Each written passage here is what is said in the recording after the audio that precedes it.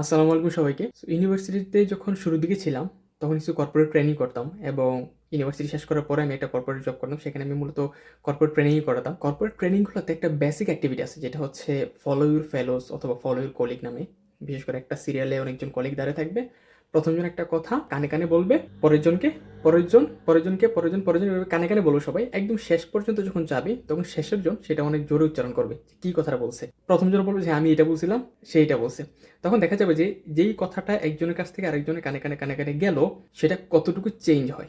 So এরকম একটা ঘটনার ঘটছে যে আসলে এক কলিগ বলছে যে গতকাল ম্যানেজারের একটা বাচ্চা হয়েছে। সেইটা ওই কলিগ আরেকজনকে বলছে ম্যানেজারের বাচ্চা হয়েছে কালকে, গতকাল না বলে সে বলছে কালকে ম্যানেজারের বাচ্চা হয়েছে। ওই কলিগ আরেকজনকে বলছে ম্যানেজারের কালো একটা বাচ্চা হয়েছে। এই যে কথা চেঞ্জ হচ্ছে আস্তে আস্তে চেঞ্জ হইতে হইতে কথাটা অনেক দূর চলে যায়। তো ব্যাপারটা এরকম হয়েছে যে এই যে যুদ্ধ চলতেছে ইরান, ইসরায়েল, ইউএস, এই যুদ্ধের একটা তথ্য এখন খুব বেশি বাইরে হচ্ছে যেটা হচ্ছে ইসরায়েলের যে নেতানিয়াহু সে মারা গেছে। এই তথ্যটা কোত্থেকে আসে?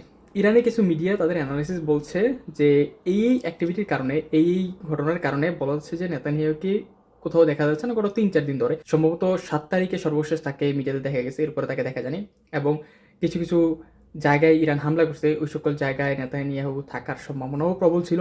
এই সকল অ্যানালিস্ট থেকে তারা বলছে যে তাকে খুঁজে পাওয়া যাচ্ছে না, হয়তো সে মারা গেছে। তো অন্য মিডিয়াগুলো, বিশেষ করে বাংলাদেশ মিডিয়াগুলো কি শুরু করছে? সরাসরি হেডলাইন দিচ্ছে নেতানিয়াহু মারা গেছে।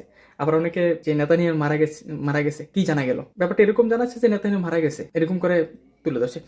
আবার দেখলাম কিছু মিডিয়া যে নেতানিয়াহুর ভাই মারা গেছে, সেটার কারণে বলা যাচ্ছে যে নেতানিয়াহু মারা গেছে, তারা একসাথে ছিল, এরকম একটা পরিস্থিতি। সো ওই যে কর্পোরেট ট্রেনিং যে করতাম বা করাইতাম, সো ওইটার সাথে এই এক কান থেকে দুই কান, দুই কান থেকে তিন কান যেতে যেতে একটা রিপোর্ট কতটুকু চেঞ্জ হয়ে যেতে পারে সেটা দেখলাম। সেম ঘটনা দেখা গেছে যখন খামিনি মারা গেল। খামিনি মারা যাওয়ার সময় বাংলাদেশ মিডিয়াগুলো কি বলছিল, খামিনি মারা গেছে, খামিনি মারা গেছে। কিন্তু তাদের অরিজিনাল সোর্স কই, তারা কি এটা শিওর কিনা সেটা কিন্তু তারা জানে না। ওই ভাষাভাষী কিছু নিউজ দেখছে, সেটার উপরে ডিপেন্ড করে তারা ধুম করে লিখে ফেলছে খামিনি মারা গেছে। পরে ঘটনাটা সত্য হয়েছে, ঠিক আছে, জানা গেল। কিন্তু তারা যে রিপোর্টগুলো করছে সেটা ঘটনাটা সত্যি হয়েছে কিনা সেটার উপর ডিপেন্ড করে কিন্তু করে নাই। কান কথা কারো কাছে শুনছে, সেটাকে একটু মশলাপাতি মিশিয়ে শেষ করছে।